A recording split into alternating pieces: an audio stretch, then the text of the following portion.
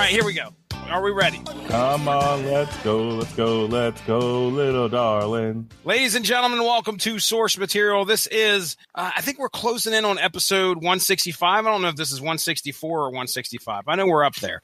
This evening, we will be discussing and getting ready for an upcoming theatrical release. The upcoming movie Deadpool 2, which doesn't have a subtitle or anything. What's it called? Nope, just Deadpool 2. Just Deadpool 2. Okay. All right. So joining me marketing tonight, right there. well, joining me tonight to talk about a book that kind of ties, well, we're tying in with that anyway, are three of my favorite people to talk comic books with. One, now listen, you did not hear him on He-Man Thundercats because he was invited, but unfortunately I did not get him the memo that we were recording that evening. So Justin Thomas, at least we got you on this podcast to discuss one of your favorite comic book characters of all time. Justin Thomas, are you ready to talk some Deadpool tonight? Oh, wait, I'm on here? The Invisible One himself. Waka waka. He has appeared. So are you ready? I mean, this is your guy, right, Justin? Oh, heck yeah. All right. Also joining me tonight, one, Ronnie Adams of the Screaming Boy podcast. The patriarch of the Radulich Broadcasting Network. You all know him. You all love him. He's Mark Radulich. Mark Radulich, are you ready to talk some Deadpool and Cable and X-Force tonight? I don't like the fact that you sighed when you said my name, like it's a burden to have me on here. Like you're the third person in the intros, and I'm getting exasperated already. Oh, well, that's the thing. Well, no, it just sounds. It's just like Justin Thomas. Oh my God, Ronnie Adams, you're so funny. And Radulich. And fucking Radulich. Honestly, you sound like the rabbit in Alice in Wonderland, where he's just like, "It's the Queen of Hearts," and then like the little midget king walks out. He's like, "Nah," and the king. I am not a midget king, Jesse Starcher, and I demand a better intro. He hails from the swampland at the bottom of the anus of the United States of America. Coming, you asked for it. Straight out of Florida. He is not Florida man. He's probably Florida man's cousin, and he's Jewish. His name is Mark Radulich. Much better. Oh yeah, and he does the network that I do a podcast on. All right, there we go. Oh man, I approve. And he's Jewish. Wish you hadn't. Indeed. So, all right. Now, I already kind of said what we were kind of synergizing with tonight, but Mark, what is this book we're going to be talking about tonight, and how does it kind of tie in with the movie? All right. So the name of the book is Deadpool versus X-Force by something Polish and Laraz. Good Lord. It's Jim something Polish. And writer Dwayne Polish, penciler Pepe Le Pew, and colorist Nolan Woodard. This is why when Dean Compton says, "Hey, I know this creator that did this book. Do you want me to share the podcast with him?" I'm like, "No, don't." For the love of God. What is wrong with you? You know us. Oh man. Anyway, if I could be serious for a moment, we are in fact synergizing with the Deadpool 2 movie that comes out this Friday. If you're listening to this on the network, then it's already come out. I don't even know what to say. What? I don't even know what joke to make. I'll speak the good English. It has already came out this past Friday, though if you're listening to this on YouTube, then it comes out this Friday. See, time travel. And speaking of time travel, that's the essence. That's the liquid, the inner liquid of this book. You see, Ronnie Adams. Why me? It's the throes of passion of the book. No. It's our titular hero, Deadpool, travels through time, and Cable assembles a team of misfit mutants that will come to be known as X-Force to go after him and stop him from carrying out his mercenary deeds. He's an anti-hero, by the way. Just throwing that out there. Yep, just want to throw out there. So in the timeline, this all happens before Cable and Deadpool officially meet in the New Mutants. Yes. Number 98. Came out in 2014. Published, according to, what am I at here? MarvelWikia.com, published September of 2014. So yeah, Deadpool versus X-Force. And so before we get into the book itself, I do kind of want to touch base with you guys on the characters. So Justin, we'll start with you since I know Deadpool's your man. And me and you, remember when me and you and Teasley did Deadpool versus Carnage, which was a lot of fun. Oh yeah, that was hilarious.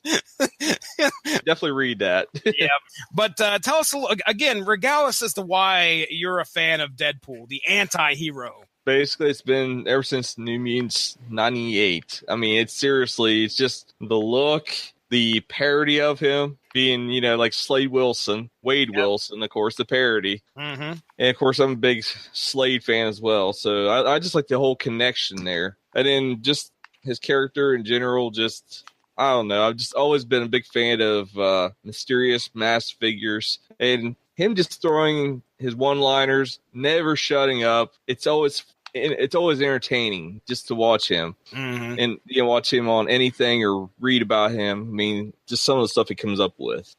Originally, I believe, created by Rob Liefeld, and oh yeah, we've given Rob a lot of grief on here. I was just listening to a podcast today, and they had said that Liefeld, I don't know if he put this on Twitter, which most likely he did, stated that he had cried at Deadpool 2. He had actually tears. So I don't know if there was something that moved him that much in the movie, or most likely he's a little insane. I believe the context was that he enjoyed the movie and it brought him to tears of joy. Tears of joy. Yeah, Ronnie, you said you got to see this guy at a panel, right? Rob Liefeld? Yeah. What'd you think of this guy? He's a little nuts. His outlook was cool. I mean, like, as far as, certain things, you could tell he's very much I created that is mine and no one else. He seems like he could be difficult to work, but other than that, he seems like he's a pretty cool guy. That, and he seems a little overly excitable. Yes, there you go. That's the word I was looking for. You guys seen Liefeld's new creation? Are we talking about Pouch Man? Pouch, yeah. He's nothing but pouches. Yeah, he was all pouches. No. Had a gun made of pouches that shot pouches. A pickpocketer's worst nightmare. You're telling me that man liked pouches? Dude, I mean, Rob Liefeld doesn't take pads. But he hated feet. That's the thing. He hated feet, and diamond feet have come up on this podcast. Cannot stand feet. The old diamond feet. So, Ronnie, Deadpool, man, tell me about Deadpool. What do you think of him? I've always liked him. He is somebody I've been familiar with. Man, gosh, one of the earliest I can remember is reading Nomad, and that was forever ago. It felt like that was 90s. That was probably mid to late 90s. But he was more of a villain then. Yeah, he wasn't an anti-hero. He was straight up. Everybody was afraid of him. It seemed like he was a little cooler then. I hate to say that, but he's still cool. Don't get me wrong. I still like him. I still enjoy what they've done with him. I'll agree with that, Ronnie. He was actually cooler back then. I do agree with that one. Like, even was kind of like, who is this nutball? And it was. I can't remember his name, but there was a Marvel super villain. He could turn his hands into guns. Oh, random. Maybe it was random. It's random. No. Random was all white. I think it was Bushwhacker. I was gonna say Bushwhacker. I remember had like a freaking rifle in his arm. Yeah, he could turn one arm into gun. Yeah, it was weird looking. Even he was afraid of Deadpool. They were like, oh god, who? They saw this. You see this one guy run. It's like, they sent him after me. I can't believe they sent him after me. Oh, what's wrong with these people? And they're like, who you running from? He's like, it's Deadpool. And everybody's like, oh my god, Deadpool! And he just teleports out of nowhere. How's it go again? It goes, shut it, Mark. But so that was one of my earliest that I can remember run-ins with Deadpool. And then over the years, it turns in, he's like legit insane. He can break the fourth wall. He's aware that he's in a comic book. I don't think so much anymore. I can't remember, he definitely was in this book. He definitely was in this book, because he mentioned, I think, at the end that, hey, I just read the first 20 pages of this comic. I'm like, jeez. And I read the whole series right up before Civil War, or not Civil War, but what was the Skrull invasion? No, gosh, the one where the Doctor Doom had the power of Secret Wars. Secret Wars. The new Secret War. I read it up there, and it was actually how it ended was pretty kind of bleak, pretty kind of sad. Mm-hmm. But other than that, I'm just about familiar with Deadpool as anybody else, just being the Merc with the mouth, and cutting up and not really taking anything serious, and so yeah, I'll say, you guys know that Madcap was actually one of the voices in his head at one time? Oh, yeah, he absorbed Madcap or something like that. They both have healing abilities. They're similar, and they both got kind of disintegrated a little bit, and their ashes end up coming together. Yeah. Oh, wow. But it was... Yeah, that whole storyline was started. Yeah, he started the Mercs for Money instead of Heroes for Hire, and it had Stingray, Madcap, Slapstick. Because if it's anything, we need Slapstick to look cool. I can't remember, but it was a zombie that only spoke Spanish. Oh, no! It was a guy with a Deadpool mask that only spoke Spanish, and a zombie that he was on the team, and they all wore Deadpool costumes. Oh, nice! So no matter put up, it was always Deadpool. It was Deadpool. Yeah, and that's how he made his money, and he paid them however much, and it was fun to read, but it was also kind of like a little over the top at times. Okay, go figure for Deadpool, but yeah, it was still fun read. All right, Mark. Tell me about Deadpool. Have you ever read anything with Deadpool in it? What was your first memory of Deadpool? I actually don't have a tremendous connection to the character. My connection to the character has really been in the movies. I haven't read much with him. I mean, Deadpool came along after I had stopped collecting comics. It was, again, one of those things where his rise in popularity runs counter to my running away from anything popular. As we've talked about with the Metal Hammer of Doom, if it got too popular, I thought it was dumb and didn't want any part of it. Go ahead, Josh. You can say it. I'm obnoxious. So his name's Justin. Even better.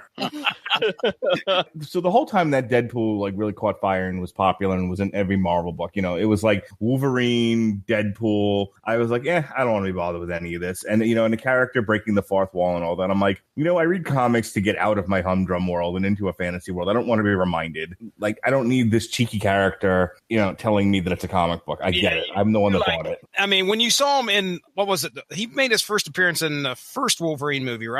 Yes, Wolverine Origins, X-Men Origins Wolverine, which we did a Long Road to Ruin on, if I remember. No, I think we did an On Trial on that. That was the first year of On Trials. Who defended that? I did. Why did you pick the hardest movies to defend? Because that's the name of the game. Why would you defend that? Well, here, Sean, defend Gone with the Wind. Defend Citizen Kane. I'm going to defend Ishtar. That sounds great. I'm going to defend Garbage Pails. I still got to see that. My defense record is 100%. Every movie I've defended, I've won. In your head. I'm the judge. Don't you understand? Not only am I an attorney on that show, I'm the judge. So I win. So you could just basically fart on a snare drum and win. Correct. Okay. He's like Judge Dredd here. I am judge, jury, and executioner. I am the law. Have you not heard our shows where Sean actually makes a poignant and coherent argument, and I'd still tell him he loses?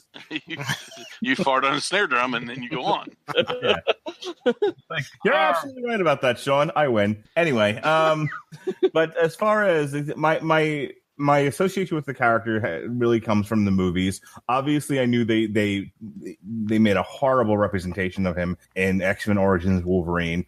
He was redeemed with the Passion Project by Ryan Reynolds' Deadpool, and now here we are. Fox has another successful franchise on its hands right before it goes out of existence with Deadpool 2. So here we are. Well, then, okay. Now, as for let's do a little bit more obscure stuff. Then, Mark, you tell me about Cable. Tell me about X-Force. Have you ran into them at all in your comic book reading? Yeah, I used to collect X-Force. I actually loved Cable as a character. Nice. I loved Cable. I was reading the New Mutants when Cable showed up. Too bad I don't have that anymore. I actually might be able to pay my mortgage this month.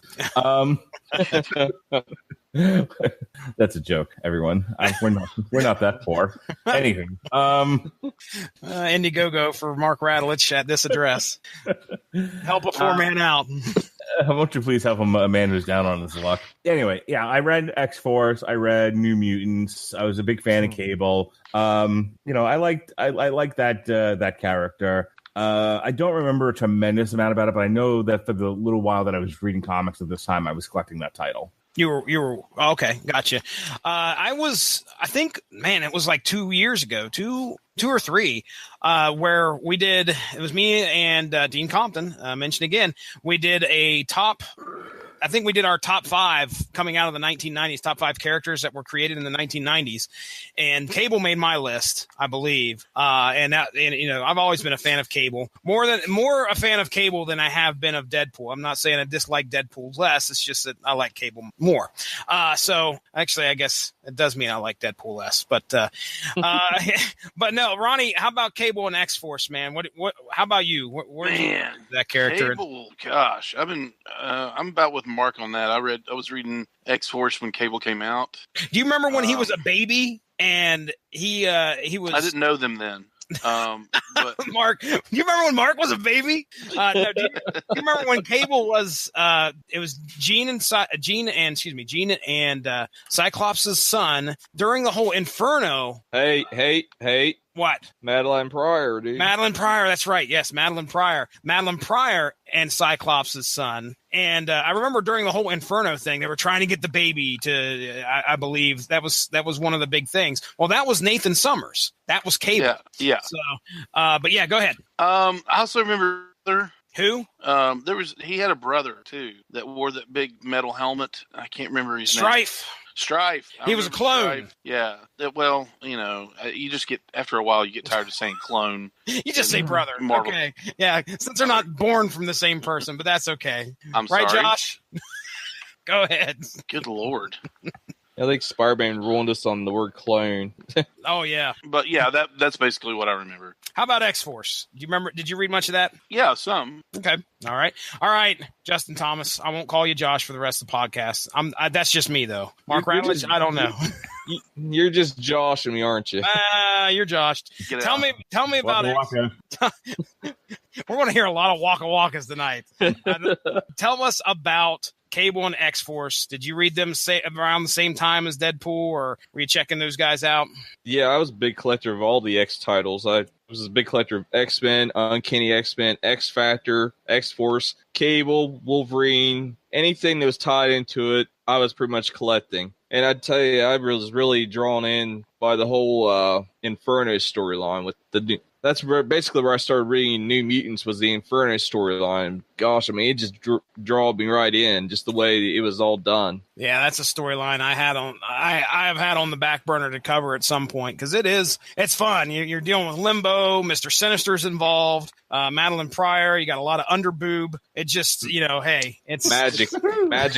Magic was one. Yeah. She was one of my favorite characters in that. Yeah, I was going to say that Colossus having to deal with Darkchild's death. I mean, just all sorts of great stuff that happened in that storyline. X-Men titles, the X-books were all hot in the 90s, man. My gosh, going through the late 80s, 90s. Yeah, Days of the Future Past, Mutant Massacre, Fall of Mutants. Jeez. Some great stuff came out of there. All right, well, let's go ahead and we'll talk about the creative team, and then I'll synopsis. We'll talk about our favorite parts of this book. As Mark mentioned, Dwayne Swerzynski. I'm not going to call him Dwayne Polish, Mark Radulich. He's Polish. Call him so. Dwayne is a comic book writer here. I'm just heading over to the wiki.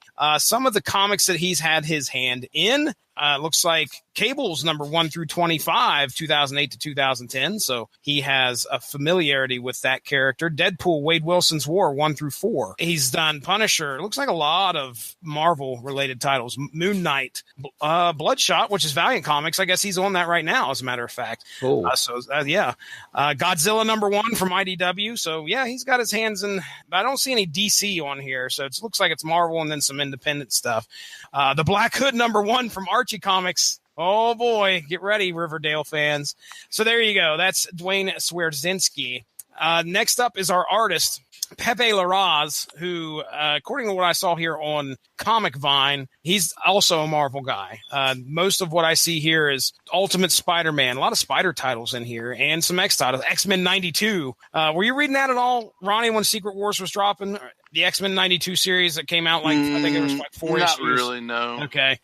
And then we got, let's see, Deadpool, Inhumans, Spider-Man, like I said. Okay, so there you go. Iron Man, he's a Marvel guy as well. And our colorist, Nolan Woodard. So I don't know. I didn't look up to see what he did, but colorists are important, ladies and gentlemen. If it wasn't for colorists, it'd just be all black and white issues. So here we go. We are going to get into. Thanks for telling us that a colorist does color. Yeah, I dispensed the important information here on the podcast. All right, let me get to my page here. Now, here's the fun part, Mark. I don't know if this happened in the trade, but Deadpool versus X-Force.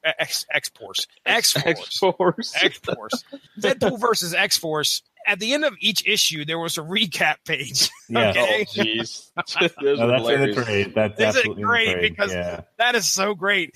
Instead of doing a recap page at the beginning of every issue, like most Marvel comics would, or most any comic would, at the end of each issue, they would summarize what happened in a recap page on like the final page. So that's kind of what I'm going to be reading from today. I'm going to combine a few things from issue 1, issue 2, and issue 3, and a little bit of my own flair in here. So bear with me if I jump back and forth, but I'm going to try and keep it as true to what's in the book as possible here. So here we go. Sensing a disturbance in the time stream, time-traveling mutant soldier Cable discovered that billionaire Francis Talbot had hired a mercenary to go back in time to save his grandson from dying in Operation Desert Storm. I'm going to just stop right here because here's the thing. Until issue 4, which we will talk about here in a second, I swear to goodness Francis Talbot was a name I'd heard before. All right? Guess what? I am completely wrong. Well, we'll get to that in just a second. Trying to save Francis Talbot's grandson from dying in Operation Desert Storm. Instead, the mercenary, a madman named Deadpool, a.k.a. Wade Wilson, has gone back to the Revolutionary War and begun changing American history. Cable gathered a team of Warpath, Boom Boom, Domino, and Cannonball to go back and stop him. No sooner had they engaged him when Deadpool leapt into the time stream again. Boom Boom and Cannonball stayed in 1777 to try to fix the mess he'd made, while Cable and the others followed Deadpool into a trap he'd set for them during the Battle of Gettysburg in the Civil War. It's a trap. It was a trap, as a matter of fact. Like I said, leaving Cannonball and Boom Boom in 1777, tasked with minimizing the damage that Deadpool created during the Revolutionary War. Cable took Warpath and Domino after the Mad Mercenary, only to discover his tampering had already begun to work. The Union soldiers were using anachronistically advanced weaponry. So remember, they jumped forward to the Gettysburg Address. Or not the Gettysburg Address, but the Battle of Gettysburg. Not the Gettysburg Address. That reminded me so much of Wild Wild West. I've never seen that movie, believe it or not. I mean, you're lucky. Explain what you mean. It's god awful. Well, no, not you. I had a feeling. I had a feeling that was the case. What do you mean? I could defend it. Of course you could. Go for it, Mark. Go for it. No. You're talking about defending the movie, not your choice. You don't understand, Josh. That's Josh. Let's get this straight, Josh. I about down at it with your attitude, Josh. All right. No, so are you talking about like the big His name is Justin. I'm so visible. Everybody thinks I'm someone else. Someone stand behind me. Justin gets no respect. Okay, he gets invited to podcasts, and then he doesn't get to actually, on the podcast after he gets invited. Then when he does show up to a podcast, we do nothing but butcher his name, which is probably going to be a bit from here on out till eternity's over with there, Justin. So just get used to it. But anyway, so are you talking about the big hulking like spider robot or whatever that's there in the exactly? Okay, that I've seen that off the trailer. Also, I was going to say if you notice a little bit of BioShock in there, Jesse. There is, dude. one of those suits looked like, what are they called? Big Daddies. Yep. It looked like a Big Daddy. And I was like, whoa, that is crazy looking. But yeah, since Deadpool's went back into the Revolutionary War and then jumped forward, whatever he did back there has now all of a sudden I think it was the Union soldiers have this huge advanced weaponry now. So with his squad battling the changes in the time stream in 2 centuries, Cable took Deadpool on directly, leaping with him through the time stream, only to find himself in early 20th century China, enslaved by a collar given to Deadpool by his employer, Talbot. Issue 3 is basically a big fight between Cable and Deadpool, leaving the latter in a bloody mess and left for dead. And when I say a bloody mess, ladies and gentlemen, I'm not talking about he just got crap kicked out of him. I mean, he's laying in Mark Rattledge's backyard, this big swamp, and you can see his rib cage. I mean, he blew him up. I live in the suburbs. Oh, sorry. I apologize, sir.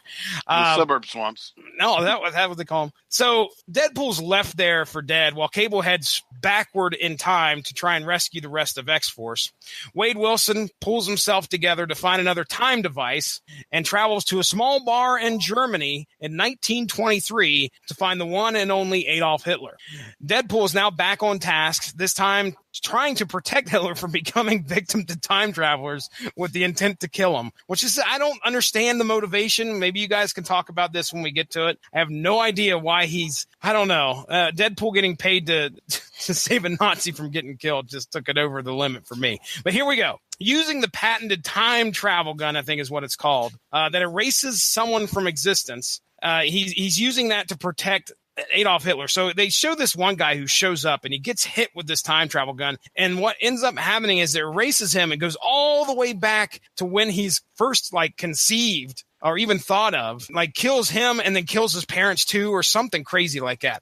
But it pretty much just wipes you out off the timeline. And I think if I remember correctly, the selling point of this gun was they stay dead forever. Cable rescues the rest of X-Force, explaining that time will sort itself out from the 1700s forward after he gives history a little nudge. So he kind of steps in and helps something out. And then sure enough, they go forward in time to the Gettysburg battle. And here things have you can see that history's kind of sorted itself out there. He grabs Domino, he grabs Warpath, and then they travel to their present, which is 1991, folks. But this is not the 1991 that they left. This is one ruled by Nazis. And as they arrive, they are greeted by a very wealthy Talbot, who has prospered off of the actions by Deadpool in the past.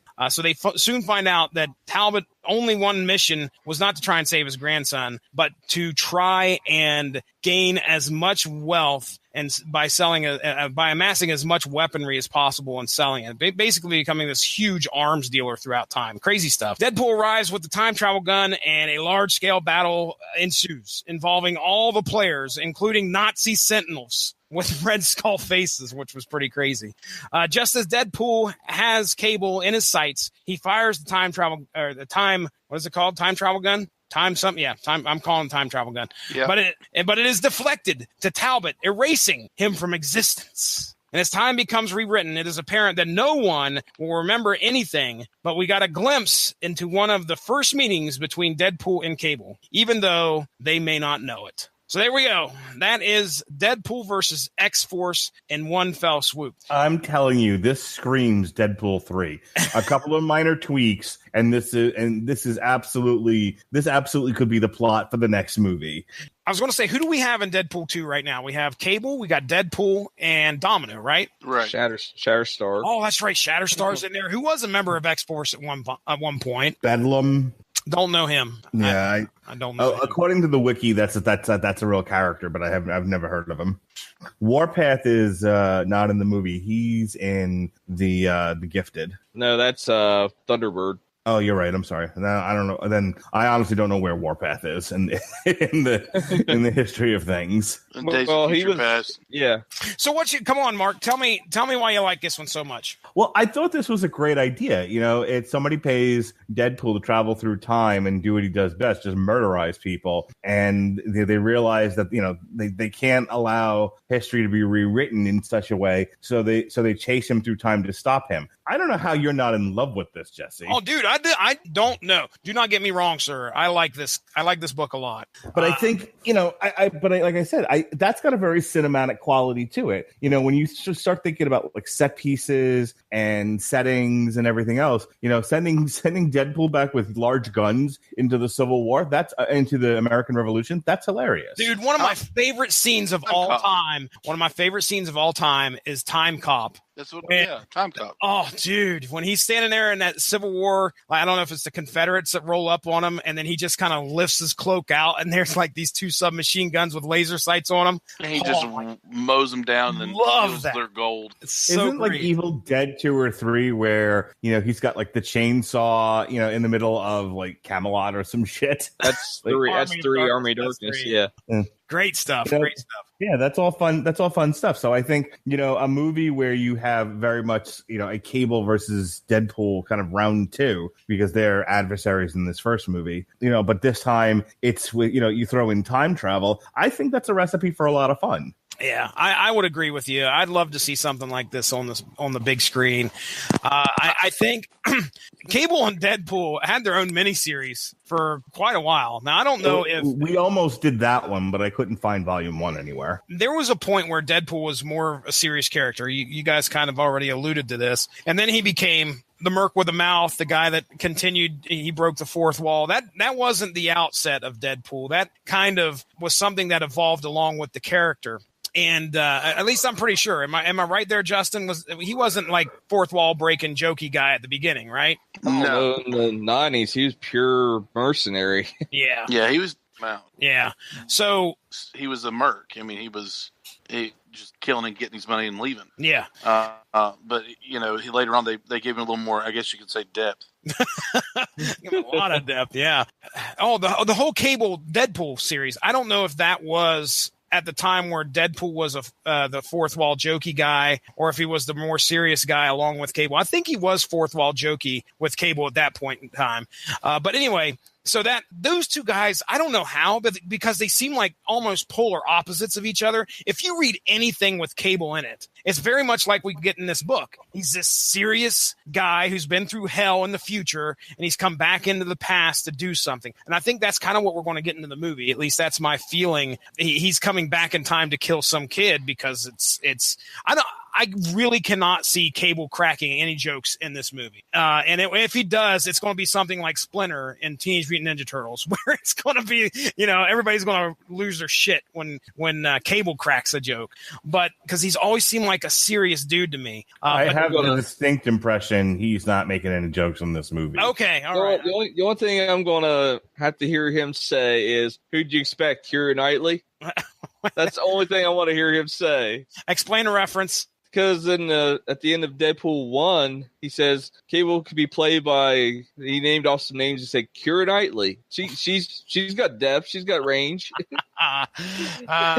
So if Cable says, who'd you expect, Keira Knightley? That would be perfect. I don't even want him to do that much. I just want Keira Knightley to be to be sitting at a cafe in France reading a Thor comic, but it has to be like Thor, like the chick Thor version.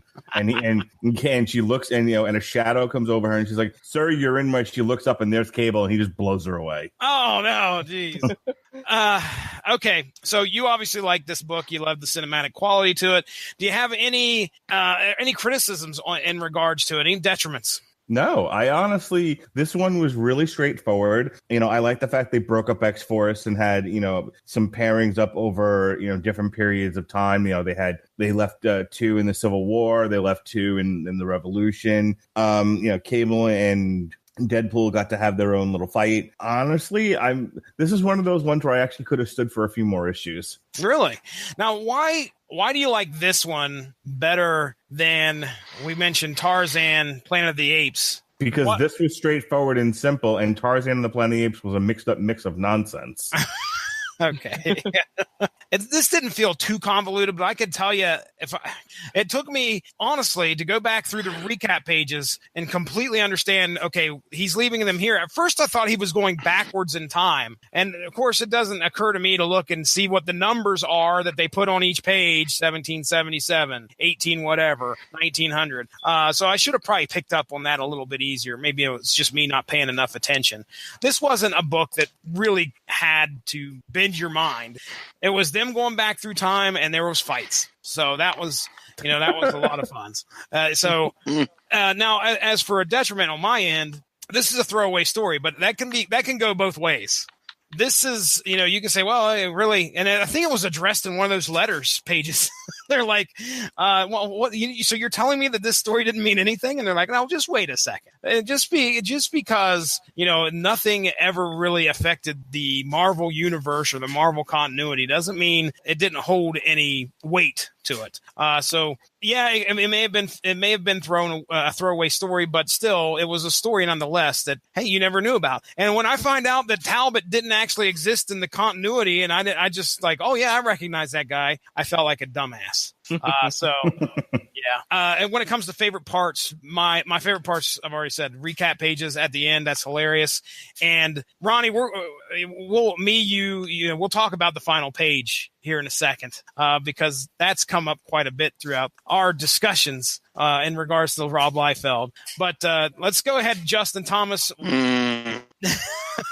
Justin Thomas, Josh, just tell me one thing. Why did you like this story, and did you have any criticisms of it? I have no criticism whatsoever. I just was immediately thinking that you came up with the idea of this being it was time travel. But anyway, I proved wrong. So anyways, I just like the whole 90s feel to this book. I mean, big guns, pouches, the original X-Force crew, minus Shatterstar and Pharaoh, of course. And then you have just the whole look. Deadpool's original outfit, my favorite outfit, by the way. I mean, and that, I gotta say, that ending, love the ending, because New Mutants 98. Yeah. Yep. Yeah. I had to throw that in there, because that's definitely. Did Deadpool feel like Deadpool to you? Yeah, he definitely did. He was breaking the fourth wall and stuff. But I mean, and what kind of threw me off was he really didn't break the fourth wall so much in the 90s. So that's the only thing. But they went back, and if you noticed where he speaks and stuff, it's all red outlined, and that's what they did also back in the 90s. Yeah. There's a point, I don't know if it's issue 2 or issue 3. Deadpool makes he mentions like the Cable X-Force series. I have no idea what Deadpool we're talking about, what time he's from, because he mentions the Cable Deadpool series in the book. He also mentions a time where Cable was traveling back and forth with the baby on his chest, which I think that happened in like 2011 or 2012. So, I don't know if this is the Deadpool from the early 90s, or if this is one of the ones from the 2000s. But that was the only thing I couldn't pin down on Deadpool. And I didn't know if it was like, well, he's breaking the fourth wall and he's this super aware comic book hero, anti-hero. I don't know. But regardless, it didn't take away from the enjoyment of the book. It was one of those things where I'm like, okay, what time frame is this dude from? Is he from a time frame anyway? Go ahead. What was he going to say? I was going to say I can maybe guess where you've heard that name Talbot before, actually. Okay. Tell me. Agents of S.H.I.E.L.D. All right. General Talbot. General Talbot. Glenn Talbot. Yeah, he was a major figure in the Hulk comics. Okay. Now I'm starting to think that I recognize. So did we get the first name of this dude? Glenn. Or not the one where you guys are talking about, but the one in this book. Hold on, I'm looking. Billionaire Francis Talbot's the one in this book. So, all right. I'll spell your name out for you. Well, that's the thing. I actually thought it was Francis from the first one, but no, that character's name is Ajax. Artemis? Ajax, whose real name is Francis. Let me spell that out for you. Tell me the reference. I said that before in another podcast. You still didn't pick it up.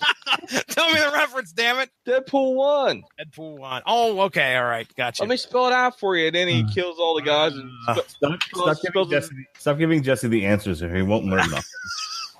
Shut up, Mark. Ronnie, let's talk about the last page, and you can give us your criticisms because it was fun. Let me get to it. Get to the last page. Last page. Yeah, right there. Big old Rob Liefeld. Pouches everywhere. Crotch in the face. No feet. This is after history gets rewritten and everybody practically forgets something. And then it hops back to New Mutants 98 where Deadpool first shows up. Perfect way to kind of end it with them going back to 98. And yeah, I mean, it was one of those things where it was not a real groaner for me, you know, but still I was like, oh, you know, kind of a deal of the artwork, but it was a good callback. It was a good way to end that series. Yeah, some good stuff. What was your favorite parts of the book, Ronnie? You know, I really didn't have one. I mean, I enjoyed the overall the feel. It was overall it was a good series. I mean, it doesn't happen, but I agree with Mark. I could have stood for it going a couple more issues. Yeah. Did you have any problems with it being throwaway, or was that perfectly fine in your book? Yeah, that was fine in my book. Okay.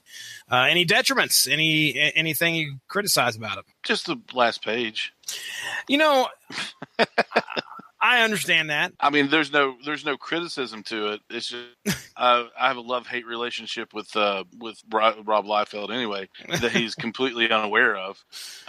It's just one of those things like, man, we could have done without Rob Liefeld, but could we really? No, not when it comes to the creation of Deadpool and his first appearance. No way. One of the things that I kind of, the whole just kind of jumping off your guys' take on the whole extra issues thing. Boom Boom and Cannonball, I think we're stuck in one part of history. And I kind of would have liked to have seen a little bit more of that.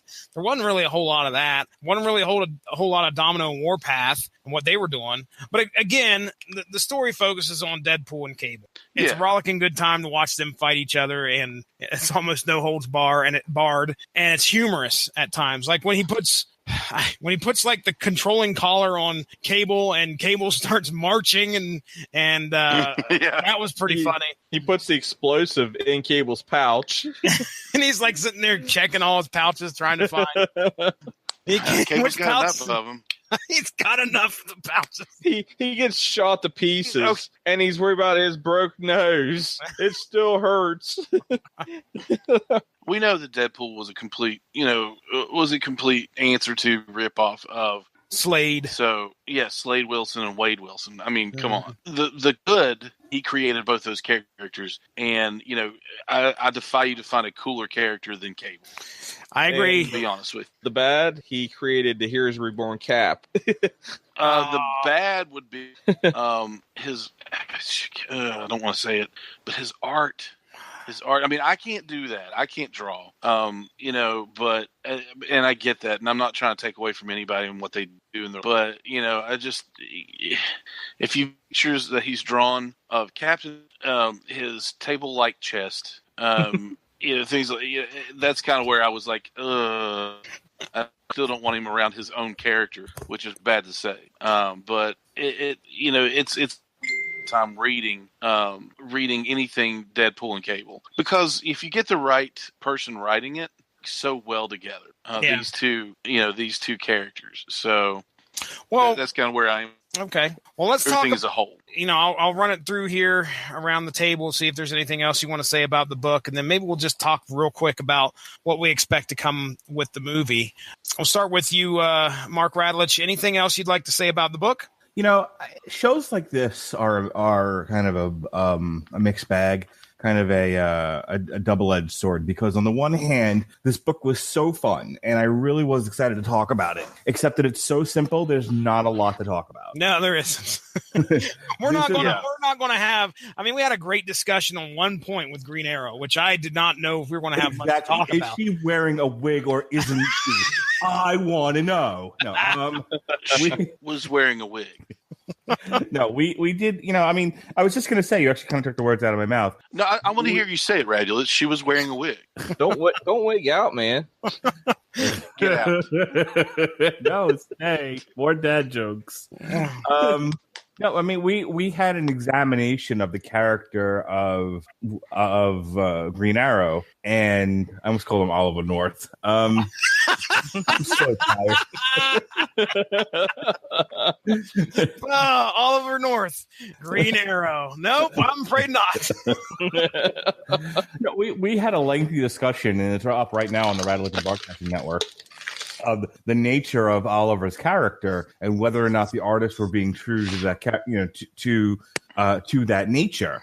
There's nothing like that in this book. There's no examination of the characters. It was just like, what's a fun thing to do with Deadpool and these X-Force characters? I know, have them chase each other through time and have them fight. It's like some of these comic books really do come across as like kids playing with toys. And I enjoy those. I really do. I can't do every week, a deep psychological examination of the nature of man. Sometimes I just want to see someone take action figures and smash them together, and turn that into a comic book. The problem is then Jesse turns and was like, okay, well, I want you to use. That's all you want. I got you, fam. I take care of that. But the problem is we turn to we come on the show and Jesse says, okay, guys, let's turn on that AP English, mind, and let's really examine this thing. And it's like, it's not really that deep. No, it's not. Listen, Justin or Josh, whichever you prefer.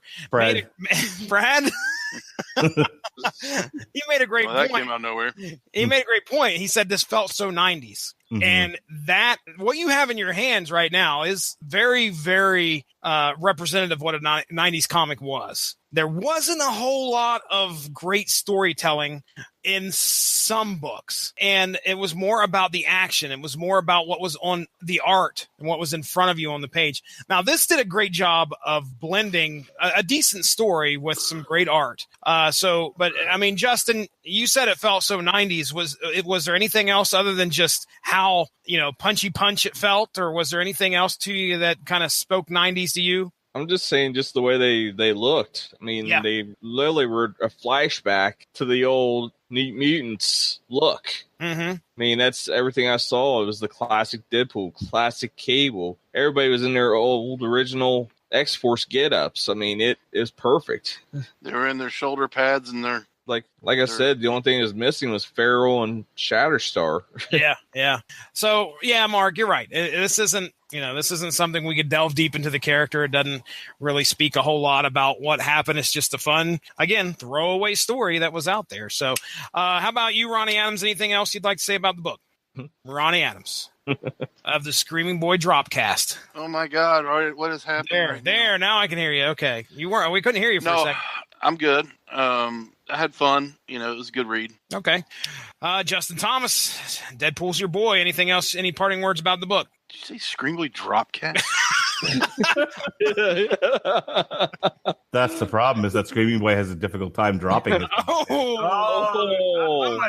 Somebody get him the burn cream. Somebody get me a ball bat. Justin Thomas. I'm just going to say, just pick it up, read it, have fun with it. I mean, it's not anything to be serious about. It doesn't affect continuity any. It's not canon. I mean, the whole book is just hilarious. I mean, it's just fun to read. It covers the whole 90s feel. Just read it, all right? Yeah, just read it. Just fucking read it, all right, you assholes? Are you listening to the Source Material podcast? Okay, fuck you. Just read the goddamn book. There's, this could have been done completely differently, and we could have had like 40 pages of book and a lot of exposition that wasn't bogged down by any of that. So, when I read the first issue, you talk about somebody was like, okay, am I at the end already of this first issue? That's not saying anything bad about the story. That's just letting you know that it's fast paced. It keeps you entertained and keeps you turning the pages. It's an easy, fun, breezy read, and I would definitely recommend it for anybody that's a fan of Deadpool, especially Deadpool and Cable from back in the 90s. You're probably going to enjoy this. So, all right. let's talk real quick about the movie. What we kind of, what our expectations are. Whatever. Just get off your chest. I need to talk about something. Oh, okay. About this movie. Now, this is spoilers. Okay. Oh, I'm ready. This is potential spoilers. So if Alan Thomas doesn't want to hear this, then of the Alan Thomas Project. I don't know who Alan Thomas is. I'll say I usually get called Jason all the time, so I mean it's nothing new to me for my name to get wrong. So if Sylvester doesn't want me to tell him what the spoilers are, then he needs to speak up now. Sylvester, go for it. Okay. I'll answer to anything anymore. What's happening? I'm making a joke out of the fact that I messed up his name tonight, and I won't let it go. Get it? It's beating a dead horse. Being a dead unicorn, Yes. Unicorn! Unicorn! Come get your supper. Anyway. Unicorn! Your pig is filthy. Ronnie Adams. I'm not here. Do you care if I spoil Deadpool for you? Potentially. Yeah. Now, go for it. Okay. All right. I don't care. Go ahead, Mark Radlich. I have a feeling I kind of have an idea of what this movie's going to be about. So I'll be surprised if I don't know the ending already. There's something specific that I need to talk about, because to me, I feel like a lot of the movie is going to hinge. Well, a lot of my personal enjoyment of the movie is going to hinge on whether or not this is true. Okay. So allegedly, if you look at the marketing for this movie, a lot of it is Deadpool. The bare bones from what the trailer has laid out is that Cable comes back from the future to kill the fat kid with the fire powers. Okay. And Deadpool is charged with saving the kid from Cable, but Cable's too powerful for him, so he enlists other mutants to help him, and they form X Factor. X Factor? Yeah, sorry, X-Force. Okay, all right. Sorry, I meant to say X-Force. Now, with all of that in mind, you would think that X-Force, especially because so much of where the Fox X-Men movies were supposed to be going was going to be, an introduction of X-Force movies and such, right? There's a rumor out there that in the trailer, you see them all parachuting someplace, right? Yep. Mm-hmm. That everybody but Deadpool dies in the parachute. Everybody but Deadpool and Domino die in the parachuting. Okay, so they can't land, or somebody attacks them, or what? They all die in horrible ways. Different and horrible. This kind of really changes things around, considering that there's going to be an X-Force movie. Well, they don't necessarily. I mean, the only one that of those characters, assuming they keep Domino alive, as I've said, the only one that they need to.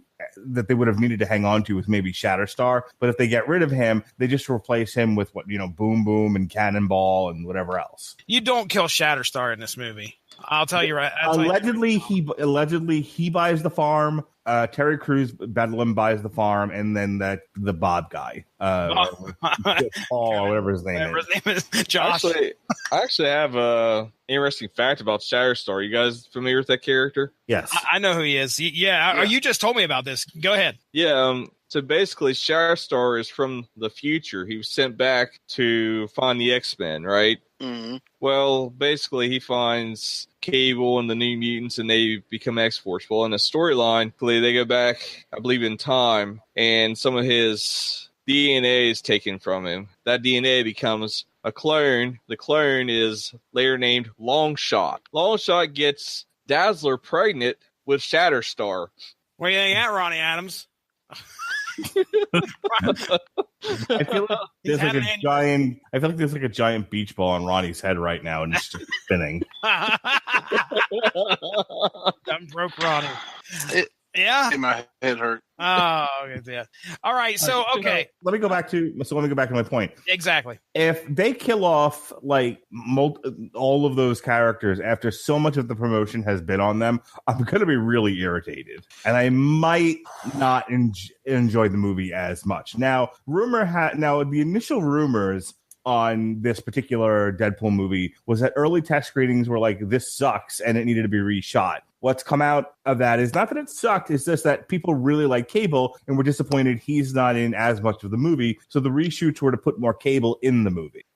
Since then, I've heard it's testing pretty well. The Rotten Tomatoes score, I don't believe, as of this recording, has yet to be released. Well, okay. My comments first on killing the rest of the team. Man, I don't know. It depends on how attached I am and how they make me feel. If Shatterstar, I hope, does not get killed. Bedlam, I just already said earlier, I don't know who that character is off the top of my head. Most likely I've seen him. I just don't remember who it is. I don't know. It's if they whack them off. Wait a second. If they they rub them out. Oh my lord! If they kill them, rub me out. See. if they kill them that early on, or not that early, but if they kill them in like goofy ways, jerk them off. No, I'm sorry. Go ahead. If they jerk them off the screen, if they kill them in like goofy ways, that's going to feel. I'm going to be let down. I don't know. I don't want Shatterstar to buy it. I'll tell you that much. They're going to get motor buried to death. No. By a giant tree with boobs, or a tri-boob harpy. That's right, with large nipples. Oh man, disturbingly so. As a matter of fact. All right, so Justin, I can't remember which one. Ronnie doesn't want to talk anymore. So Justin, okay. Here's what I want to say. Tell us what you think about what Mark said, and then tell us what you hope to get out of the film. I mean, I really hope that they don't all die in stupid ways. I mean, I at least would like to see Shatterstar maybe make it out of all that. I mean, Shatterstar is such a strong character in the X-Force series. And just, overall, I mean, he just keeps coming back, just keeps appearing, even teaming up with Domino to save mutants during the whole Civil War storyline, which was kind of like a continuation to House of M at the end of it. Oh, okay. Well, basically, they go to save all those mutants that were left over from the House of M, and I believe it's the 198 storyline is what it is. I know what you're talking about there. I've never read it, but I know that storyline. So yeah, the whole Decimation /198 storyline. Well, anyways, they were even brought back in order to save the whole 198. So I mean, he's just not a character to just be thrown away. Yeah. I mean, he keeps just coming back, and I just would really like to see him continue to grow as a character, see where he goes. So you're going to go see this movie quicker than you went and saw Infinity War, Justin? Oh, definitely. Like to see this fairly soon before anything gets spoiled. I mean, I swear. But then again, Infinity War, the so-called spoilers I've seen really weren't any spoilers. If you read the actual Infinity Gauntlet, wasn't any spoilers. I've got the spoilers in front of me. I want to read this to you, okay? The whole thing, Mark? Just the parachute. Just the parachute. Okay, let's hear it. All right. During the botched parachute landing, Shatterstar is shredded by a helicopter. Bridge lands on a freeway and is run over by a truck. GW Bridge? Sure. And Zeitgeist is trapped in a wood chipper. Oh. Jim actually makes the landing, but gets sprayed by Zeitgeist acid blood while trying to pull him out. If that's all true, I'm going to be very disappointed. I guess it all depends on how they, lead up to it. But I don't know if I'll find that funny. I mean, I don't know. But I kind of wish I'd let it of hearing it. The guy with no powers except for type 1 and 2 diabetes. Yeah. Which one is that? That's Bob, isn't it? Or something. What's his name? Bob. I can't remember. Something simple. Hydra Bob. He would be, well, yeah. He would have been the only one that I would have really, and then dying on the parachute in. That would have been hysterical to me. But seeing the others, Shatterstar, we've been waiting for Shatterstar to be in a movie and to hear him killed right off. Yeah. Well, okay. Well, I'll tell you right now, I'm kind of excited to see this movie. Deadpool 1 was hilarious. I really didn't know what I was going to get when I watched Deadpool, the first one. And me and Mindy sat down and watched it, and we laughed pretty heartily. And I really thought it was one of the best movies of, when did that come out? Was that 2 years ago? 2016? Yeah, I think so. 2016. So it was either 2015, 2016. Either way, I really enjoyed it. I thought it was funny. Enjoyed the character, and freaking Ryan Reynolds is damn gold as Deadpool. We all knew that from X-Men Origins Wolverine. When we saw him portray Deadpool in that movie, which I don't know if he was even Deadpool at the time. He was just Wade Wilson, but you could tell he was the Merc with the mouth. Before sword hands. Yeah. Oh, jeez. But Baraka. Oh, that optic blast. Oh, yeah. I'm excited to see what they're going to do with 2. I hope I hope Cable, man. I just cannot wait to see Cable on screen. That is going to be fun. I hope they do. You couldn't have picked a better actor to do it. Oh, no shit, man. No doubt about it. Brolin is a tremendous, tremendous actor. So, and Brolin is rolling with the superhero. He is too, isn't he? These things. Yeah. And the fact that in one of the, I think it was the last Red Band trailer where Deadpool tells him pump the hate, and that was hysterical to me. He's like, pump the hate bricks, Thanos. And do a throwback to Wolverine Origins, where Cable pulls a pistol and starts at Deadpool, and he cuts one of the bullets in half, and he starts spinning the swords trying to block the bullets. But at the end, he's got bullet holes in all his chest and torso. He goes, man, bullets are really fast. And then he said, but he calls him One Eye Willie. Yep, because of the Goonies throwback. Josh Brolin, and then also like twists his arm up, and he goes, oh, so dark. DC universe, all that meta, that fourth wall really gets me excited to see this. And so I hope it goes like we want it to, but to see it's straight, man, that kind of makes me sad. Well, all right, let's call it a night here. We've had some fun discussion about Deadpool, the upcoming movie, and Deadpool versus X-Force. We'll get into plugs. And I was gonna say, if you guys ever get a chance to play the game, it is hilarious. Oh yeah, it really is freaking awesome. Now this was for the 360, right? Yes, and PS3, and I believe they have for Xbox One too, don't they? They do. Mm-hmm. I don't know. It's Xbox 360, Xbox One, and PS3. Okay. All right. Well, let's go ahead. We'll get into plugs here. We'll start with Josh. And no, wait a second. Justin Thomas, the Invisible One. I know what podcast you didn't make it on. That would be He-Man Thundercats, even though those are 2 of your favorite franchises of all time. But I can tell you just a quick plug, because I know he probably wouldn't mention it. But Justin joined me and Ronnie Adams on one of the best discussions on He-Man that we've probably ever had, where we went back and looked at some of the comics that came out of the figures. And we talked about some of of our favorite stories out of those little comic books from the He-Man figures. You can go back in the archives. You should be able to find that at some point, probably back on. We're still on Blog Talk Radio, some of our archives over there. But yeah, check that out. And also, we had a great discussion on the Sears Wish Book stuff when we were looking at some of the He-Man figures through that. But Justin Thomas, what else? Where can people find you and your ridiculous amount of puns? Man, you can find me everywhere. He's everywhere, man. I'm a big gamer. You can find me on Steam under Spectre 13. Find me on the Xbox Live under Arctic Lightning, which I'm not going to go why that's different. But anyways, you can find me on PSN, the PlayStation Network, under Spectre 13 also. Facebook, just find my name, Prairie Deadpool Pick. I'm there. I post just tons of funny stuff, pop culture references, and you name it. I pretty much post anything like that. You find me on Twitter, Instagram, Snapchat. On the Instagram. He couldn't help himself. At least he's still awake.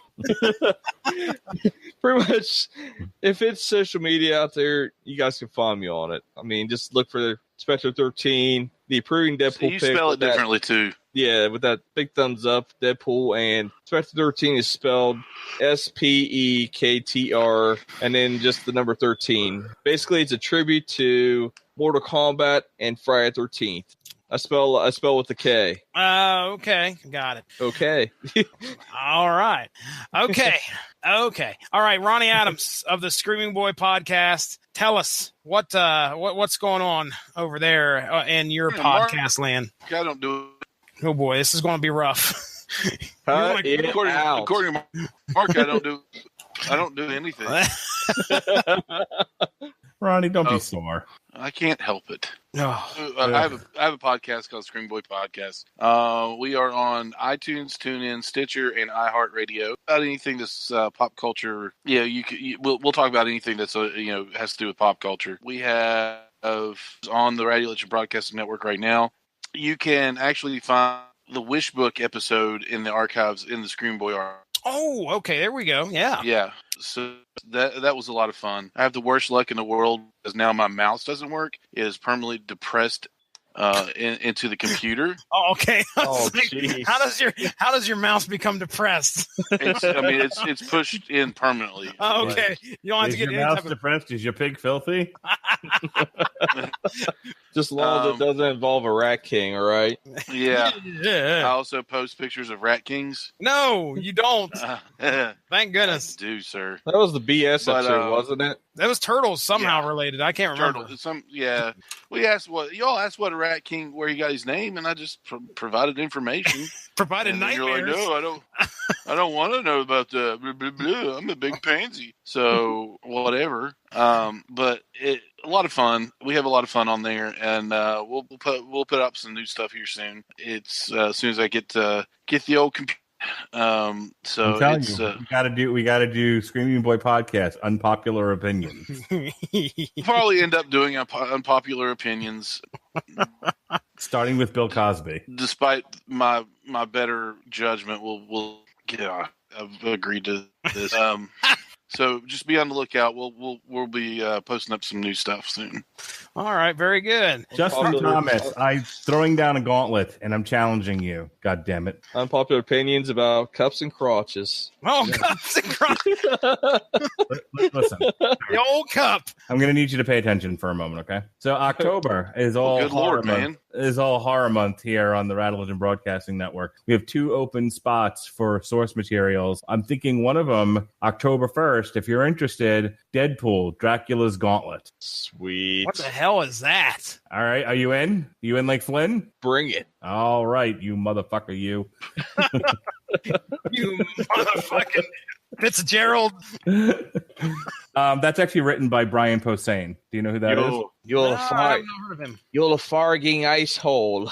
Brian Posehn is a comedian, a very tall comedian. He plays a part in the Big Bang Theory as a geologist. He's also known for his taste in metal. He does like a metal show. Oh, yeah, I remember that guy now. If you're listening to this on YouTube, our next Raw YouTube audio show for the Source Material Podcast will be the Han Solo Star Wars series. That same week, we'll be reviewing Deadpool 2 on Damn You Hollywood. And then, oh shit, going to be down with the clown on the Five Finger Death Punch. On the Metal Hammer of Doom, we'll be reviewing Five Finger Death Punch, Justice for None. How about that shit? Oh. Meanwhile, if you're listening to this on YouTube right now, tomorrow, Ronnie Adams will hopefully have a better internet connection, and Sean Comer will be on, and we're going to discuss Green Arrow Season 6. Ronnie, is there something I can do to cheer your mouse up? I mean, maybe tell a couple jokes. Hey, your mouse is depressed.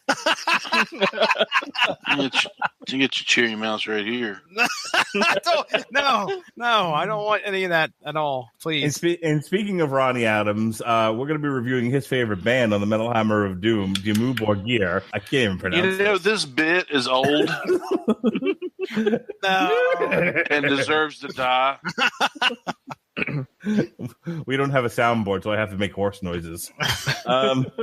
So yeah, we'll be reviewing the new Dimmu Borgir this Wednesday, and then we close out the month of May with recording our Cloak and Dagger show, and then we'll be reviewing Solo, a Star Wars story, and then finally on the Metal Hammer of Doom, Galactic Empire 2. We'll be reviewing it on the Metal Hammer of. So that's what I got right. That's what I have to say right now before I start scheduling more shows. Oh my goodness! Yes. Whoa. Ladies and gentlemen, go give the Rattlich in Broadcasting Network Facebook page a like to stay up on top of all of our great content that we have to offer. We're right here. Motherfuckers. What? Sure. All I'm trying to do is get through a plug. That's all. Listen, we have all sorts of great stuff. We have wrestling. We've got comics. We've got TV discussions. We also have movie discussions. I mean, there's great stuff on the Facebook page that we share. Like I said, we're right here at home on Spreaker. You can find us on just about any platform out there, such as Overwatch, which is a game. Overcast. We're on Overcast. We are on iHeartRadio. We're on iTunes, TuneIn Radio, Stitcher Radio. So you're going to be able to find us pretty easily. Just type in RADULICH and you can check that out. Also, the Source Material YouTube page, if you guys want to just type in hashtag Source Material, all one word, you'll probably easily be able to find that. And there is a lot of extra content on there. Most recently, one of my favorite ones I think I've done so far is Mark and Pat talking over the Brawl for All, where Bart Gunn versus Godfather. And they do a commentary.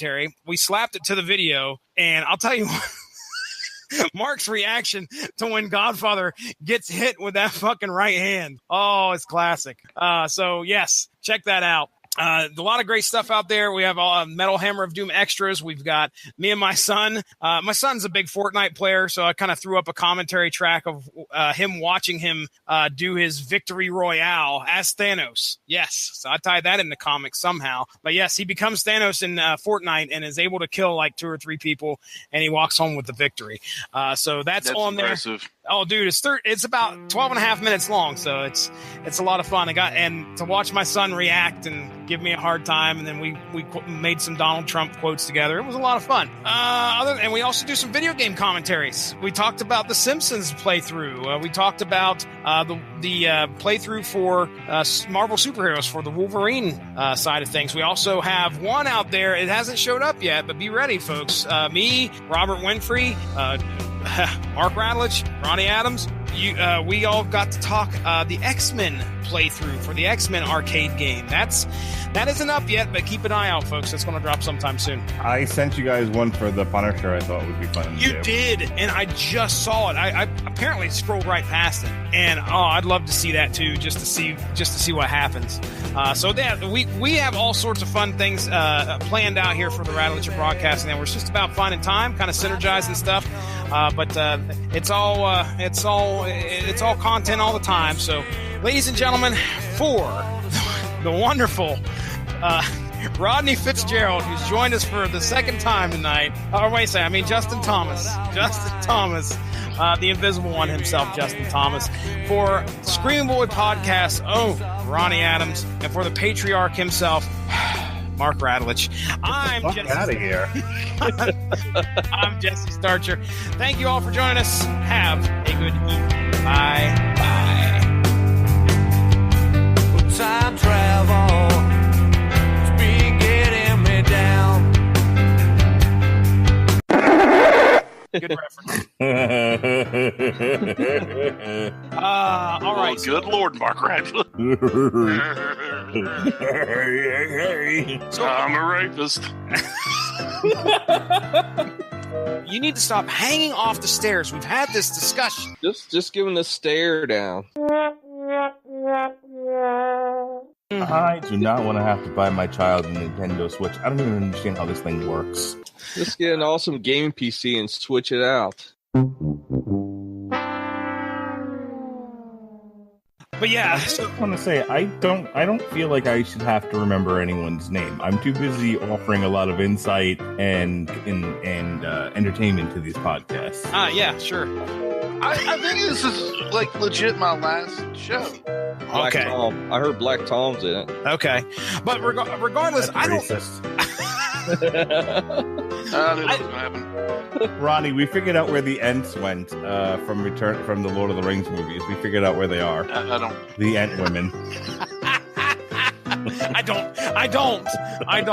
This all needs to end right here. From the fucking in the bud. What is Jesse? Wait, that was Mark. That wasn't me. Oh, you son of a bitch. There is such thing as narwhals out there, man. Shut up. All right, so next week... fucking fish with a horn coming out of his head. Give me a fucking break. There's no such thing.